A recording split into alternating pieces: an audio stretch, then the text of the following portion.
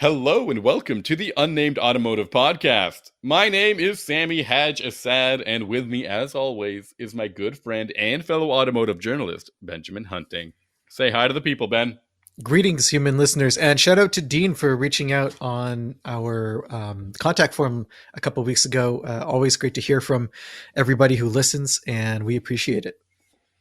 Yes, Dean reached out to us and told us all about the change habits of his family when we were talking about those coin collectors in old cars that have disappeared. Yep. And Dean makes a really good point. It's a great way for people. You need to have somewhere to store all your change, or else your car's going to get targeted for break-ins. Yeah, like that. I guess there's some cities where you wouldn't want to have visible change. I've had a couple of cars broken into over the years. One was stolen and just gone, but one was, I had this station wagon. It was a Ford LTD, and someone smashed the back window to get into. Sorry, not the back window. Yeah, it was the back passenger window. Okay. To get at my tools. They stole all my tools out of it. Now, I was like Brutal. 20 years old and parked in like a dimly lit. It was this weird lot that was across from the loft I was renting, and no one really owned it, but the people just parked in it. And I think that it was a very sketchy thing to do, and I should definitely not have left tools visible in the back. I'm not saying like tools that I was dependent on to earn my living, but it was more tools than I could afford to replace.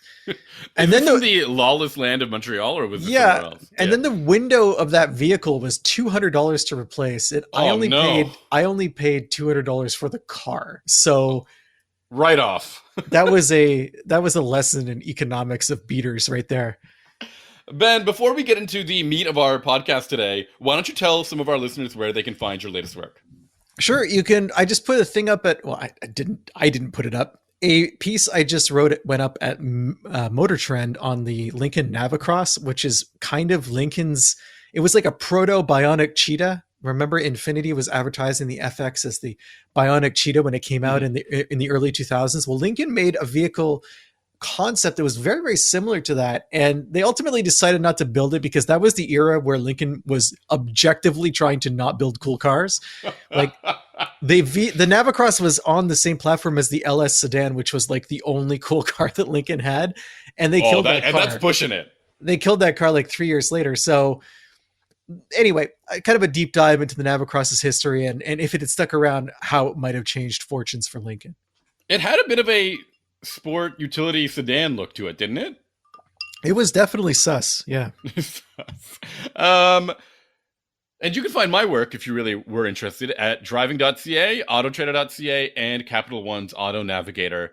And usually I start each episode by talking about what good friends me and Ben are. But I think that's evident based on our cold open, essentially, that we're really good friends. Because I would have thought so too, but then I started sending Sammy. So back in the 80s, there was this video game called E.T., the Extraterrestrial. And it was based on the movie, the E.T. movie. No, I think it's the other way around. I think the movie was based on the video game. I think Spielberg got his idea from the video game. Very true. That's possible. Either way, it was a huge failure for Atari. And there's a legend but not for Spielberg. There's a legend that there's like 1 million cartridges that were taken out into the desert in New Mexico and put in landfill. And I think there's even a documentary that someone did trying to find these cartridges. It was part of the big video game crash in the early 80s. I want to say like 83 or 84, when the market had just become flooded with so many pretty bad games and kind of sketchy consoles that people stopped buying them, and Atari and a whole bunch of other companies either went bankrupt or out of business. But anyway, the reason I'm telling you this is because we're trying out some new podcast recording software because Skype is gone.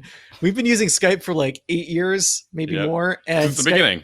Skype no longer exists as of 2 days ago. So we've had to scramble to try and find a service. And the service we're using has this weird logo that I thought looked like the ET from the Atari 2600 game. And I kept sending Sammy little ET icons to show him. And he got upset. And he's like, why are you sending me this? Even though one of them was like animated and really cool. And like the head of the ET was going up and down like in the video game. Yeah. So have you played this game? It's awful. Like, it's unplayable. When I was a kid, I used to go to a babysitter's house after school, and she babysat like a bunch of kids, and she had an Atari. And this is probably like Wow, a legit 1987 version of it you played. 87 or 88, and she had the ET game. And here's the thing: today the game is notorious for the fact that you can't win it. Like the game doesn't make sense, and It doesn't make sense. Yes. none of the gameplay is logical. So you can just keep doing stuff and you don't know what's going to happen. But when you're a kid, when you're 7 years old and it's 1987 and you don't have access to any resources, no one tells you that the game you're playing is unwinnable. It's pointless. Yeah. And so you just keep trying stuff and you just keep dying over and over and over. So it was frustrating, but I had no idea why it was frustrating. I thought maybe I was the problem. That's what they wanted you to believe. And a whole generation was scarred by that, really. Yeah, definitely. I mean, if you were excited about ET and you got that video game, I can't imagine like what that does to your psyche. I had probably not seen ET at that time. So I didn't. That's even funnier. I didn't tie it into any like plot of the movie. Like you were just this weird little dude who went around on the Falling screen. into holes. Yeah. Yeah, he pretty much fell into holes. That was it. Okay, this week though, instead of talking about ET, which I would love to do, No, video in games, addition to talking about ET. yeah, or video games, which I would love to do. We're going to talk about some trucks that you've been driving, because you drove some really, really neat trucks. I think neat is the best way to describe them. Sammy, you were away. You were in the Maritimes. Yes. And while you were gone, I had to do something. Yeah, can I tell you, first of all, I did go to the east coast of Canada, a province called Nova Scotia, a city called Halifax. Beautiful city, loved it. The weather was actually really good, which was unexpected. I got to see some lighthouses. I got to see some boats. I went on a ferry. I even drove around a little bit. Their roads are so much better. What did you drive? Anything. What did you drive while you were there? It was a rental Ford Escape. That's not so bad. No, it's not that bad at all. The roads are so much better than they are in Ontario. In Hamilton and Toronto, the roads are better. Could it be because the everywhere. population is like literally 1/20th of... Yeah, and the highways are empty. I was like, where is everyone? I wonder if it's a holiday today. Every single time I went out on the highway, I'm like, this is what I like about living in the country. It's very similar. I don't have to worry. And me, every time I'm at home, I'm like, where is everyone going? Like, I can drive an hour and travel 100 kilometers, and you can drive an hour and travel 13 kilometers. Yeah, exactly. We are not the same. It's brutal. But anyways, we really enjoyed our time. I did do a little bit of road tripping there, which was enjoyable. Even if you have a toddler who is eager to talk to you about lobsters and lighthouses. Isn't Nova Scotia near Oak Island, aka the island with the buried treasure that everyone keeps trying to find? Is that what it is? Is that I what wrong that about is? that? Yeah, there's like a treasure and people keep sinking I thought it was shafts. like an Alcatraz, like a Canadian Alcatraz. No, there's no Canadian. If there was a Canadian Alcatraz, do you really think it would be off the coast of Nova Scotia? Like that seems whimsical. Oh, this Oak Island. We actually went to Lunenburg here. Okay. I did not check out Oak Island. That was a great idea, though. I mean, you're not going to I believe there was a curse. You're not going to find the treasure. Oak Island. Yeah, the curse is there's no treasure. The curse is that the 12 seasons, so they wasted 12 seasons of TV time. Oh, there's a TV show, you're saying? Yes. Okay. I haven't seen it.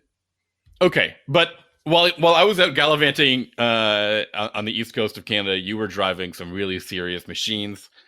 Tell me about one. Well, the first one I drove was the Mercedes-Benz G550. And I know what you're thinking, Sammy.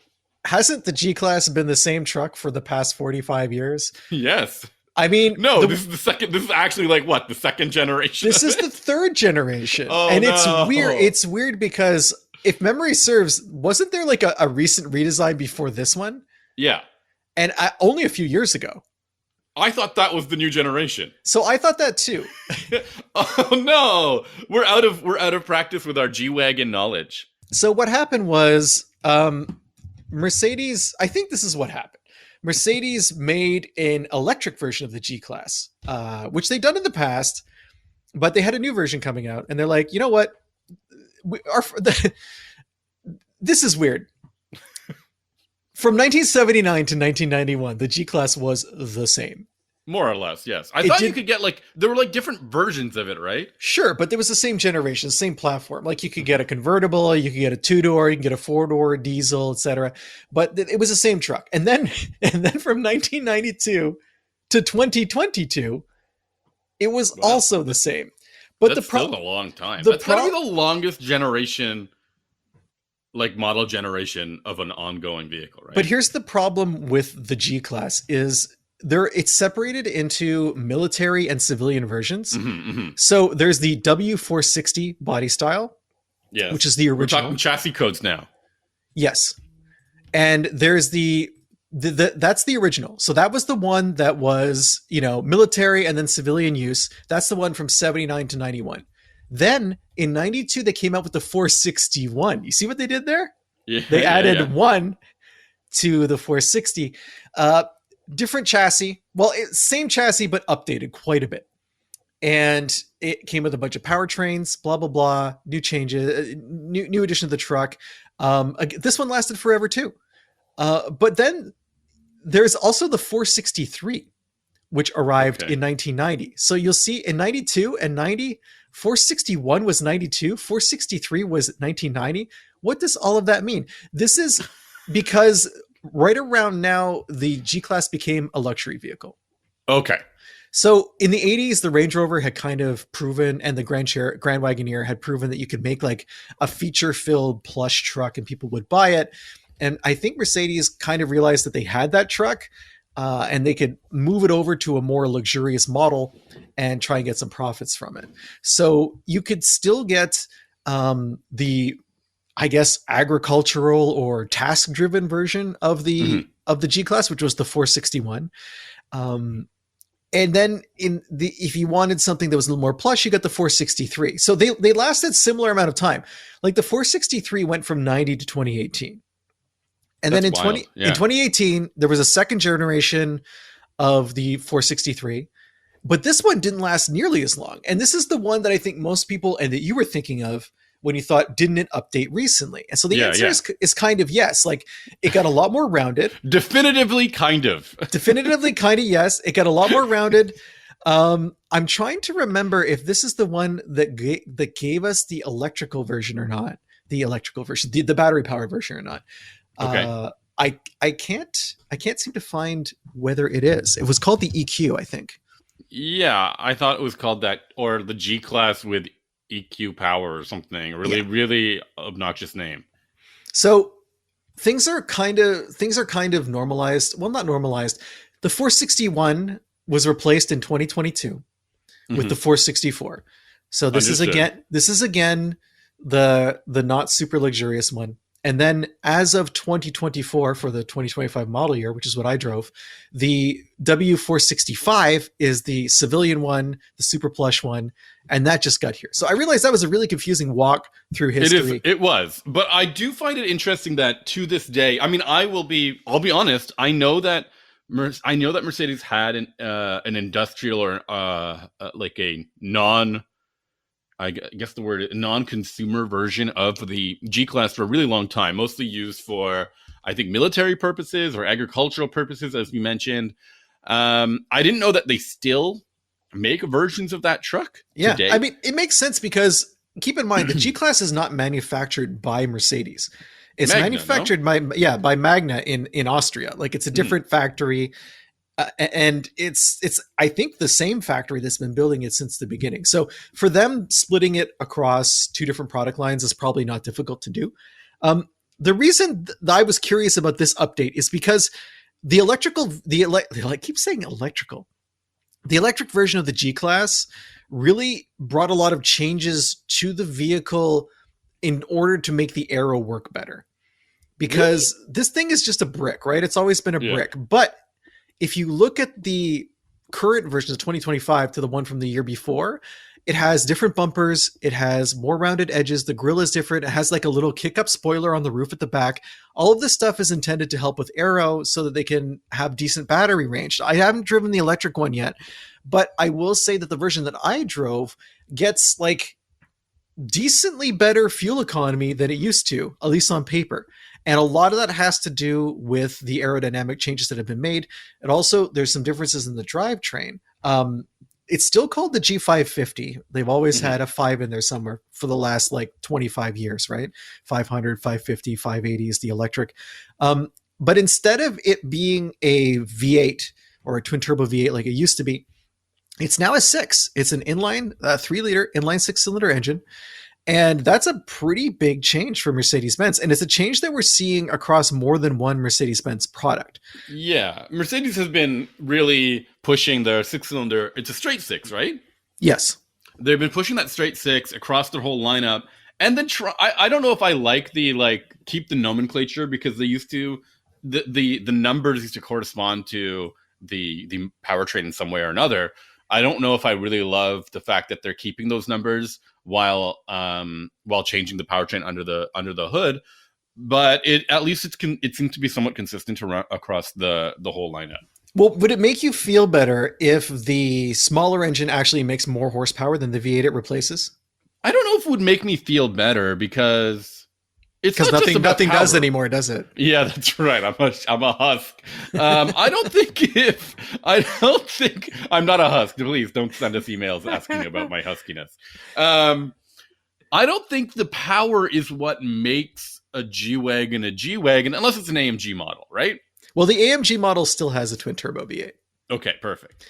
But the six that comes in the truck now, it generates 443 horsepower and 423 pound-feet of torque. So that's 13 pound-feet of torque less than the V8, but 27 horsepower more than the V8. It's still got a 9-speed automatic transmission. The other difference that I think is helping with fuel economy somewhat is the 48-volt mild hybrid setup that's with the vehicle. I didn't really notice that much of a difference from the 48-volt thing. I think that's good because it's intended to be transparent, right? It's just something that kicks in when you want to have the engine off or you want to provide a little bit of boost off the line. Mm-hmm. What I noticed the most about the three-cylinder, 3-liter engine is how smooth it was. Like, in every single instance, except for maybe like a really hard launch off the line, this thing just pulls and pulls and pulls, and you barely notice gear changes. It's quite impressive. There's no way you would think it was a 6-cylinder engine. And it sounds okay too. Like, it doesn't roar in the same way that the V8 used to, but it's got its own sonic character, the oral pleasure matrix. It fits pretty decently in there. And the vehicle I was on winter tires, but it's still hooked up pretty good. Like, this is a full-time 4-wheel drive vehicle. And I was honestly very impressed with the drivetrain. There was zero point during my week with the vehicle where I was wishing that I had a V8 instead. Okay. I mean, that's reasonable, because V8s, I think today V8s have pretty much been eclipsed by most turbocharged 6s. The only thing that you're really looking for with a V8, or that you really get with a V8, is a really great sound. But if this has its own character, and especially the way Mercedes kind of tunes their 6-cylinders and their transmissions, I think you're probably going to end up with a fairly smooth and luxurious feeling vehicle, not to mention one with more than enough power. It's wild to me that a 6-cylinder turbo, I mean, let's be clear. The G-Wagon is not a small vehicle. It does not look like a subtle vehicle. It's nearly 6,000 pounds too. I'm going to believe you when they say that they've made some aerodynamic tweaks to this generation of the G-Class, but I just can't see it, Well, if you think about it, it's not all that different from a Ford Lightning, which is also an extremely blocky vehicle, and yet aerodynamically quite different from a standard F-150. Like, they have to. Guess. There's lots of things you can do to these shapes. I think name one thing they can do. You reduce vortexes. So if you can, those vortexes. If you clean the air that's coming off of a surface, there's less drag. And if you can reduce drag, then you're effectively reducing the mass of a vehicle as it travels down the road. And you think they pulled that off with the Mercedes? Do you know if they what they did in particular to? No, I don't have that information because I wasn't expecting the third degree. But it just blows my mind. I mean, there's lots of things you can do on the trailing edges of. I mean, remember those vortex generators on the Mitsubishi Evo? Yes, it's that kind of stuff. They look like little nubs, right? Like, they look like little doodads that. They're like super imperceptible, I think. You want to change how the air flows around a shape so that it's not as rough, so that it's not as disturbed. And there's lots of little ways you can do that instead of just throwing a sharp edge into the wind. The windshield of the G-Wagon is actually tilted back even further than it has ever been. Wow. On any vehicle. So normally it's not a 90-degree. Yeah, it's not like a school bus, but it's very similar. I mean, it's still very upright, but it's it's little things like this that will, if you were to park it beside an older G-Class, you would definitely see the differences, I think, more starkly. I think just looking at the vehicle, it still presents itself as it always has, and that makes it harder to imagine, I think. Okay, so you told me about, I mean, the design. Is there anything you really want to tell me about the exterior design? It's still a G-Class, right? Like when you look at it, you can't be like, oh, they modernized a G-Class. It's not the same. The thing about this vehicle that stands out the most is it's extremely extroverted. This is not a vehicle you can hide in any situation. If you show up in one of these, everybody is looking at you and they're forming an opinion. And the moment in time where we currently live, I think of all the vehicles I've driven in the last couple of years, this is the one that made me the most uncomfortable because it's such an ostentatious display. This is essentially the equivalent of driving a gold brick into town and then parking a gold brick beside of the road and walking away from it and saying, I can afford to walk away from this gold brick. And if it's not here when I come back, that's fine. You know, like it's, it's not like your Ford LTD. This is a vehicle that's associated with the plutocracy. And in a way that I had, just before this, I was driving the Aston Martin DBX and I did not feel the same way. It did not come across the same way. I think that an Aston Martin is more of a enthusiast vehicle in the sense that not everyone knows what it is. I think everyone knows what a G-Class is and what it represents. Rightly or wrongly, there's an opinion that's formed merely by its presence. And that made me uncomfortable. Just the idea of being associated with that, because it's so far outside my daily experience. Maybe if I was a billionaire or whatever, and I was paying, $200,000 for this vehicle, which is what it costs in Canada. It's a little bit cheaper in the States. They start around $150. I would be of the mindset where it didn't bother me. But yeah, that's something that the exterior really had me thinking about. That's fair. I think that is an appropriate thing to say. I think there is something about that vehicle in particular that really, yeah, you're right, exudes this status, right? And more so than other vehicles in its segment. I mean, is the G-Class in a segment of its own? No, I think there's still other high-end luxury SUVs out there. I think it's very close to being in a segment of its own. Yeah, I'm expanding it to more like, I don't know if you want to call it exotic SUVs. It's not really exotic, is it? I think it's definitely exotic. I mean, they sell very few of these. This is not a volume vehicle. So I think it's a niche product for sure. So yeah, maybe ultra luxury or exotic SUVs. I don't know if you would say, you mentioned the DBX or maybe something like a high end. What is the high end Audi called? The Q8. RS Q8? The thing is, no one knows what the Audi is. I mean, that's fair. Yeah. Almost. Yeah, that's fair. Almost no one knows what a Lamborghini Urus is, but everyone knows what this is. Cool. You don't have to be a car person to know what this is, I guess is my point. That's cool in its own way, I think. In a way, I guess it's cool from a brand building perspective, but economically, unless you live in a part of the world where everyone's driving these, I think it's more problematic. I think that's wicked. I think the way that people can look at it and determine is actually really neat to me. So is this the fur coat of the automotive world? Yeah, that's exactly what it is. But actually, you're right. And the more you say it that way, the more I don't want to be caught in it, because a fur coat does say certain things. Can it be something less, like more subtle than a fur coat? No, there's nothing subtle about the G-Class. Yeah, the G-Class is just not. The G-Class is as subtle as a case of glass bottles falling down a staircase at the premiere of an opera.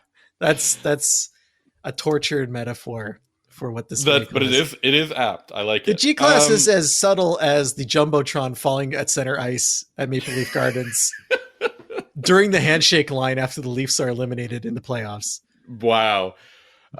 Which inevitably happens every year. Both things are inexorable. That's a great idea, I think, though. That's perfect. I think that that's a great way to put it. It's a fur coat, which means that it has its proponents who will wear it no matter what, or to actually spur that gasp from onlookers. And so few people actually go out into the forest and trap their own G-Class and make their own G-Class. I mean, you would. I'm a friend to forest creatures, so no, I would not. Forest G-Classes too? Yeah, I let them live and let live is my philosophy. Speaking of which, was it in a paint color, a paint finish of any kind? No, it was silver. Oh, that hurts. So to go back to the vehicle, yes. The other thing some things I really appreciate about the vehicle, it's very, very quiet, except when you're at highway speeds because of something that was unique to my vehicle that I'm going to get to later.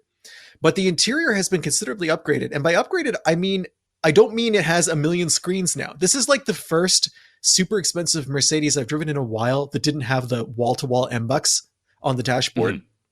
And it's so much better for it. In fact, my G-Class had a grab handle in front of the passenger that was wrapped in the finest leather because the vehicle I drove had not one, not two, but 3 different interior packages from the manufacturer, which I guess is their equivalent of, paint to sample, individual kind of thing. That's just really, really nice leather, really nice details, reasonable control surfaces. Nothing in there that was really kind of throwing me for a loop. I just wish more luxury cars were restrained like this.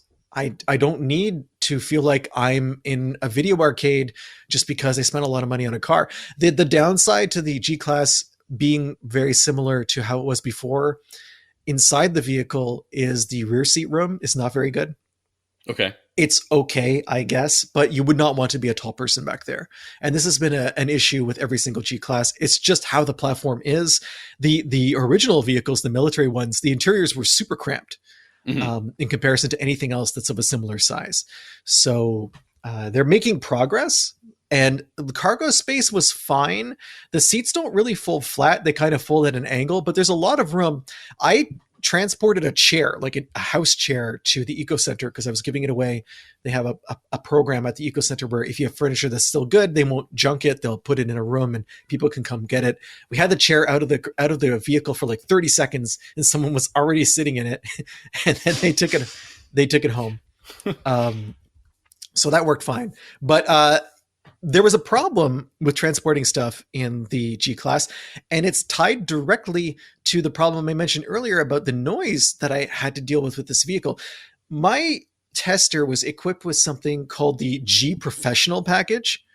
Oh, good. Yeah. So we just had that long conversation about commercial versus non-commercial. This is unrelated to that. Yeah. The G Commercial package installs what can only be described as a gigantic steel rack on the roof. That is supposed to be there for, I guess, as a platform for perhaps trapping other G-Classes or you're at overlanding for your tent, or if you're at the racetrack and you want to be in the infield and watch cars go by, you can do that. The problem with that is it comes to the very front of the vehicle almost. It stops halfway over the sunroof. Wow, what a waste. You can't use the sunroof at all. I did not even try to touch the button to see if it would still work because I was not about to buy a sunroof if it popped up into it. But the biggest problem is the noise. It is super loud on the highway, incredibly loud, to the point where I absolutely would not recommend this package to anyone. And it kills your fuel mileage. Of course. I mean, not that the buyers of a G-Wagon are really caring about the fuel mileage. But the gains that I had mentioned before, forget it. Yeah, that's fair. The other thing that this package brings with it, inexplicably, is a cherry wood cargo floor in the back. Oh no! This is the kind of wood. If you put anything moderately hard onto this wood, if you use harsh language around this floor, you are going to scratch it. No, it can't be that bad. It was still covered in the plastic from the factory. I used a moving blanket on top of it when I put the chair just to make sure there would be no damage. Just one moving blanket? I would put like 5. This is the worst feature you could put in any vehicle, a cargo floor. A cargo floor is the one part of a luxury car you should not have to worry about aesthetically. Yeah, and yet it is the most fragile part of the G-Class. Like, I would say it's as fragile as the windshield, maybe more so. So that's not great. Avoid this professional package. It was expensive. It's like 15 grand just to get that. And there's no benefit. It's a waste. I mean, it's only there for, it was called the professional package. Professional package. The other thing is to get up only to pros would want to work on buffing out their scraped up hardwood cargo cover. There's a 100 kilogram limit for the ladder to get up to the top of the platform. How much? 100 kilograms. Ooh, I'm getting close. Yeah, I'm close too. My wife, who is absolutely not close, she climbed up there. She didn't go all the way to the top because it was a bit slippery. It was a rainy day, but she wanted to try out the ladder. But like, if you're a burly person, you're not going to be able to safely use this ladder. And I say that not just because of the weight restriction, but because the ladder is very narrow, because they still need to be able to open the cargo area. And the cargo door is hinged on the side.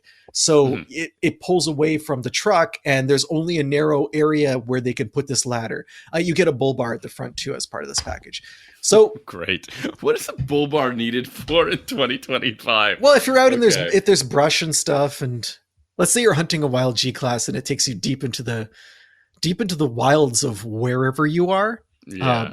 Suburban New Jersey, or perhaps a mall in the Phoenix area. Exactly. Like the owner of a G-Wagon can be far enough from civilization. Okay. I guess it protects against shopping carts. That's right. That's fair. But you have to be facing into the wind to make sure the shopping carts hit the right part of the truck. So overall, driving this thing as an event, I really liked it. I really liked it more than I thought I would, because I was not super into the previous generation, which was fine. There was nothing wrong with it. It was fine. This one, I don't know if my tastes have changed or if these updates have updated to the point where it's pushed the vehicle over the edge for me. I could see myself driving one of these as long as no one ever saw me driving it, and I didn't have to interact with civilization, and I didn't have to pay the $220,000 window sticker in Canada that was the final price for my tester. Yeah, but it's what do you think? Like, basically, you'd need like a welding mask or something? I would definitely take this over nearly any other similarly priced SUV. I can say How would you hide yourself? That's the question I'm asking. I would do I would have like a periscope, and I would sit under the dash. So it just looks like the car is driving itself? Ghost drive. Yeah, they call it Ghost drive. It's a $3,000 option. Ghost drive. Only? That's actually that's really affordable by Mercedes standards. You just get a periscope though. Oh, right. Yeah. I'm curious because, as you mentioned, the fact is that this car seems like in a league of its own for a number of reasons, right? In terms of design, in terms of capability, I suppose. It just does not feel like the rest of the luxury car segment. And I think we should use that to talk about the other vehicle that you drove recently, sure. Right? Well, there's a couple more things I want to mention about the vehicle. When you talk about capabilities, I have off-roaded in a G-Class in the past. I think the last time I went seriously off-road in one was probably like 2013. And the thing that's interesting about this vehicle is that it's purely mechanical in terms of how it handles off-road. It has 3 locking differentials. There's not a lot of, if any, electronic aids. Like other vehicles these days in its segment, there's all sorts of electronic interventions to try and help you get from point A to point B, no matter what's in between. The G-Class really just relies on those locking differentials to the point where, like, instead of having a crawl control feature, you can just lock all 3 differentials, and it will very, very slowly go down an incline because there's that much mechanical torque multiplication going on in the driveline. I locked them up and I tried them out on the muddy dirt roads around my house. I didn't go off-road with the vehicle, but it works fine. It does what it needs to do. The other thing I noticed about this vehicle was the DBX driving on those same roads. I got a lot of disruption in the cabin, a lot of bumps and bounces because it was on very large 23-inch tires. Oh, yeah. The winter rubber that I was on in the G-Class was so much better at controlling rebounds and just like deflection from the road. It was way more comfortable and controlled. So I really appreciated that. That's my final bit on the okay. G-Class. It is just such a unique combination of things. I mean, to me, when you look at the history of the vehicle, the ability to go from military grade or military purpose or agricultural purpose into a ultra exclusive statement piece is something that I think a lot of people should actually recognize from Mercedes, that they were able to make that either from a marketing point of view or from an actual like product capability point of view. That's kind of crazy that they could do that. Yeah, for sure. The other car that you drove this week, I don't know. Like, this one has some lineage to a more humble beginning and then just took off, right? So the other vehicle I drove this week cost exactly the same starting price as the G-Class, and it is also an SUV. But the vehicles could not be more different in terms of, I would say, absolutely everything. Okay. And this is an interesting example of two vehicles that ostensibly compete for the same dollars, but don't really. Okay. I'm talking about the 2025 Land Rover Range Rover 7-passenger autobiography, which is their... Oh, interesting. I would say it's their top trim level, except they have the SV. Mm-hmm. I'm not sure. Which I've driven. What does the SV give you, Sammy? Is it a performance model or is it just super ridiculously luxurious? Mine only had 4 seats and was high performance. Yeah, it was, I believe, long wheelbase and 4 seats. It was like a limo, basically. So the Range Rover autobiography starts for 170 grand in the 7-seat form, but you can get a 2-row version that is only quote unquote 150. The long wheelbase model starts at 170 period. So this is weird. I'm looking at the body style. Standard wheelbase 107,000, long wheelbase 170,000, long wheelbase with 7 seats 114,000. And then you we know that seats equal discount.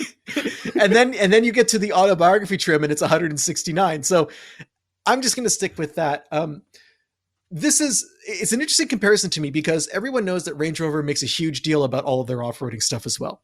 But what I just said about the G-Class being an old school mechanical type of off-roader, the opposite is true for Range Rover. Range Rover is all about electronic gizmos and doodads. Things that will inevitably break, but while they're working, you're going to be like, this is so neat. And these are very capable vehicles. I've done crazy stuff in a whole bunch of different Land Rovers, driving up to your windshield and water and all those fun things. But I think that you and I were talking before the show, and if you get down to it, really the G-Class is much more of a competitor for the Defender. And the Defender is only priced near the G-Class once you get to the Octa, which is their high-performance model these days. And if you were to look at the G-Class at that point, maybe you're thinking AMG version, and that's even more expensive. So the lineup price-wise doesn't really work with the Defender, even if they are similar in concept. So you have to kind of look at the Range Rover, which in this case brings 7 seats to the party, 3 rows at least, anyway. A vastly larger interior, a larger vehicle overall, and styling that is in absolutely no way a fist in your face from a billionaire. Like this is the kind of vehicle that can fit in much, much better in daily driving because, again, not everyone knows what this is. They know what a Range Rover... It's a tiny bit out there, right? Only because it's big. I think that... So I'll give you an example. I used this vehicle to tow my dad's 1941 Ford on the last weekend. I think I saw that on social media. We stopped for ice cream at an ice cream factory near my parents' house. Mm-hmm. Parked it across the street from the factory, which has a big open area with like lots of picnic tables. People are eating. Everyone who went over to look at the vehicle looked exclusively at the 41 Ford. Yeah, that makes sense. No one was interested in the Range Rover. I can guarantee you if I'd been towing in the G-Class, you probably would have seen like a 50-50 split. Mm-hmm. I think people would have also been interested in the Mercedes as well. So the Range Rover, I think it looks expensive, but I don't think people know that it's $200,000. Yeah. I don't think it rolls off. I don't think that association is as strong. That's fair. Okay. Then tell me then, like, did you get to play around with it? Has like air suspension. You got to lift it up super, super high. You got to lower it really low. I did those things while I was putting the trailer on and off. It was helpful. What I found interesting though about the Range Rover compared to say a Defender or a Range Rover Sport is that all the controls for the off-road stuff are essentially hidden. It's inside the infotainment system. You don't have a bunch of dials and buttons and stuff to like do things quickly like you can say in the like the G-Class has this thing called the off-road command center or something like that. it's on the dash and you could push three buttons and lock three differentials like right there. But in the Range Rover, if you want to do that kind of stuff, because you're never going to do it, they just put it in the off-road part of the infotainment system. And even then, it's a little bit buried. Like, if I remember correctly, there's like this button. There's like a knob that you can like push in and push out, and you can kind of like get different drive modes. I thought there was. I couldn't find it. Is that no longer the case in this GR's version? Oh man, I don't know. There's a shifter and there's a start button. Are you looking at a picture right now? No, let me find one now. Because I had read about that stuff too, and I'm like, oh, that's cool. But I was just doing it through the infotainment screen. Yeah, eventually it shows up on the infotainment screen too. Yeah. Oh yeah, they don't have it anymore. Yeah, it's pretty much gone. It's gone. Now this is something else I want. So weird. Why would they do that? So I have a theory about that, and it speaks to the fact that, again, even though these are similarly priced trucks, the customers are very, very different. I think that if you buy a G-Wagon and you actually want to off-road, so you're in that small percentage, you're someone who wants to have that tactile experience. I think if you're right at your four fingers. If you're in a Range Rover, the kind of luxury that this vehicle is offering is one where you don't have to think about anything ever. It's the luxury of being free of responsibility and just accepting capability as it comes to you. So that's fair. Okay. I think that the driver of a Range Rover just expects the vehicle to deal with whatever is coming its way. And a lot of that is reflected by the various electronic doodads that don't require much intervention. And it's a different design philosophy. The other thing about the interior of the Range Rover versus the G-Wagon, moving past the control set, is it is infinitely nicer. The G-Wagon is very, very nice, including the additional packages I had. It looked great. The Range Rover is a cut above. It really does feel special in every single seating position. Even the third row. The third row is not designed for adults, in my opinion. Okay. And I had trouble getting there because, get this, there's these buttons on when you open the door in the back, the doors are huge. On the 7-passenger one. I don't know if it's the same for the regular wheelbase, but they're crazy. They open like almost 90 degrees. It's fantastic. Yeah. But they're so big. In order to get to the third row, you have to fold the second row, which makes sense. And there's these buttons that are on the door jamb that are supposed to do that. They do not do that. They do not actually do anything. Like, I got them to kind of wiggle the seat a little bit. Yeah. It did not move the seat. I had to go up to the infotainment system. There's a whole menu with like pictures of the seats on it, and you can click the seats and move them and stuff and do everything with the seats. And that worked, but I could not. But they're power folding. They're power like operated in order for you to get into the third row. Yes. Which by that means you have to wait. First of all, you hear this noise, and you have to wait what seems like a minute and a half, 2 minutes. Well, you also have to do it from the driver's seat. Yeah. I emailed. Can you imagine your kid or someone just standing outside in the rain? Please, I need to get into the third row. I emailed Land Rover to ask if there was a problem or what I was doing wrong, and they said they would hook me up with someone, and it still hasn't happened. So I'm hopeful to get that email. They're finding that person. There's buttons in the cargo area too for folding the third row. Those worked. I didn't have a problem with those, and you can fold the second row from back there as well. I like that. I like that because it's everywhere but from the second. Sorry to interrupt, but everywhere but from the seats you need to fold, you can fold them.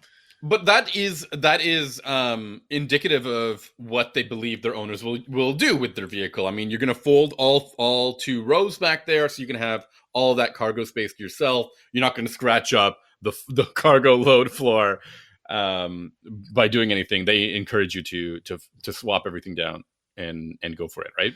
Yeah. Yeah. What was the powertrain in this again? It's a 4.4 liter twin turbo V8. Oh yeah, is it a BMW engine? Is it still a BMW engine? No, it hasn't been a BMW engine since the 90s, I don't think. I thought it came back. Okay. Came back? Mm-hmm. Did it? I don't know. Am I wrong? Okay. No, I could be wrong. I don't know. Anyway, it's 523 horsepower. It absolutely works great. It's very, very fast for being enormous. While I was towing, I didn't know I was towing until I had to stop on a very, like, there was someone who was making a left turn, and it was on an uphill stretch of road, and I had to stop behind them and then start from a complete stop, towing about 3,500 pounds. And the vehicle was, that's the only point where the engine felt like it was working for a little bit. Like I could hear it, and then it went away again. So it's impressive. Acceleration was great. Something that's a little weird with the vehicle is it can tow, I think, 7,400 pounds, something like that. It's like under 8,000, but still very good. Except for the fact that it doesn't come with a trailer brake controller. Oh. So if you want to tow the max tow, you have to have that. I towed, again, about 3,500 pounds with a trailer that had brakes, and I had a 7-pin connector. But as far as I know, like, I'm not sure how it was if it was activating the trailer brakes or not. The load was light enough that it wasn't an issue, and the vehicle's heavy enough that it's not an issue. But you have to buy a trailer brake controller from either Land Rover or from any generic company, because it's the same wiring that it's been using since Ford's ownership back in the 90s. That's so funny. The wiring it's in the kick panel in the driver's side, and you can just put it in there. I feel like for 200 grand, you should probably get that feature. If they don't want to put a brake controller slider in the cab, just put it on the infotainment screen, do something like that. Speaking of, one piece of trailer tech that I really did like about this vehicle is when you're reversing, it will automatically steer for you based on where you want the trailer to go. And you can just drag your finger across the infotainment screen, and it shows you where the trailer is going to go while you drag your finger. And then all you have to do is hit the gas.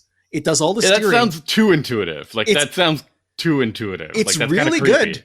It's really good. That's insane. And you don't have to use the brakes either. As soon as you take your foot off the gas, it stops. Nice. So I liked that. I've tried this kind of system. The Ford has it. Ram has it, where it's like a dial, and you turn the dial to, like, instead of turning the wheel on the steering wheel. And for some people, that's more intuitive. I've found that those systems aren't great. They don't always work. The Range Rover one did work most of the time. When I was finally backing the trailer up at my parents' house, dropping the car off, there was a very tight space to get into, and I could not get the system to activate at that point. And while it was refusing to activate, it was lighting up red all around the truck to show me that there were obstacles that were very close. Mm-hmm. That's exactly when you want that system to work. Yeah, exactly. Yeah, so that was a little frustrating. I can pilot my thing in open spaces, no problem. Yeah, but it does work very well, and they don't often do. So congratulations to Range Rover for that. That's important. I mean, all these automakers are coming out with trailer assistance features, but one that, like, incorporates the big screen and makes you feel, there's a different way of operation. I kind of like that. That feels innovative. Maybe innovative for the sake of innovation. No, I think it's a legitimate good way to use the screen. I feel like that's somebody really thought it through. That's cool. Good on them. What else about this vehicle can you tell me? I don't really have much else to say. I mean, I really liked it. I don't think it's for me in the same way that I didn't make the same connection that I have with the G-Class, just in terms of, like, I think the Range Rover is larger than what I need. But if I was going to tow for like 15 hours or something, across 2 days, I can't imagine something better than this. It was truly excellent. Any kind of road trip, I think, would be fantastic in this vehicle. I can't stress how nice the interior is. Really, really well done. I remember that with my drive of the Range Rover. They do feel like a cut above. The materials are they don't feel like the same old stuff that you get in every other vehicle. And then they also have, like, additional details, like the trims are really different. They're just unique, right? Yeah. So again, I like this as an ultra high end luxury vehicle. I've not driven the Rolls Royce. What's it called? Cullinan. I mean, after having driven the sedans and the coupes and the convertibles and whatnot, it's hard for me to see how the Rolls Royce will be worth the extra spend in terms of the quality of the experience. I think that the Range, obviously, it makes a bigger statement than a Range Rover, which, as I mentioned earlier, in some cases makes no statement at all, which is my preference.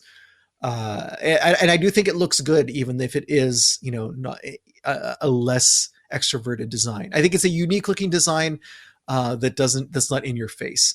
And for more stealth luxury, if you don't want everyone to know how many commas you have in your net worth, I think a Range Rover is a pretty safe bet for that. I think it falls into that gray area. So which do you prefer then? Which one are you going to? You would take the G if nobody could see you, which is a tough experience. Yes. I don't know if you don't want to be you want to be seen by everyone usually. No, I don't want anyone to perceive me ever. Don't perceive me, Sammy. It's the same thing as always. Yes. But in a Range Rover, you're okay with it with somebody seeing you? Yeah, I feel less hatred. Have you driven? There's one more weird car in this segment, the Alpina XB7. Have you? I have driven I've it. driven. Yeah, I have. I've driven this. No one knows what an Alpina is. No, absolutely not. Except for BMW guys who lose it, who get so excited, and thing cut across like 4 lanes of traffic to see you. The Alpina has the weirdest grille too. I think of like any BMW. It's like very curved, unusual. I like the Alpina. I think the regular X7 is just as good. Exactly. Okay. I think that's my opinion. Well, that puts it well behind a Range Rover then, because the Range Rover is not like something that can be replaced by a lower trimmed version of it, right? Well, you could get the standard wheelbase Range Rover with like their own straight 6 turbo is $100,000. It's okay. You know? But that will get you into X7 territory money wise, right? Mm-hmm. So that's, I think, I guess what I'm saying is there's a big stretch here. This is like the Porsche 911 of SUVs, where you can buy like $100,000 model and a $250,000 model. Yeah. And there's probably like even more expensive versions that we don't know about because we're not involved in whatever crazy bespoke program produces them. Okay, perfect. Anything else you want to talk about this week? No, I think I'm good. You don't want to talk about Mitsubishis. You don't want to talk about... You don't want to talk about, I don't know, Volkswagens. Oh, no. Yeah. Wasn't there like a weird Volkswagen recall? I don't know. I wouldn't know. I think they recalled it because it was not supposed to have three seats in the back or something. Anyways. You really want to talk about that? No, I don't want to talk about that. That's not okay. If you want to talk to us about something, I really encourage you to head on over to our website, unnamedautomotivepodcast.com. There's a contact form there. You fill it out. It lands in our inbox just like Dean did earlier. And yeah, there's other ways to get in touch with us too, though. You can reach out to us the old-fashioned way via email. It's benjamin@benjaminhunting.com. Or you can reach out to us on social media. We're mostly found on Instagram. I'm at Sammy_ha, like you're laughing, H-A. And Ben is at Hunting Benjamin. He's also on Blue Sky at Hunting Benjamin. I'm there too, but it's Sammy-ha, like you're laughing. Confusing. Very confusing. What are we talking about next week? Sammy, I'm going to be talking about the Mustang Mach-E Rally Edition. Whoa! I've got another gravel or rally oriented vehicle. It's the Toyota GR Corolla, and I just checked, it only has 2 pedals. So we're going to be sliding into that show, and we hope all the rest of you are sliding in there with us. Perfect. I can't wait. Bye, everybody. Bye-bye.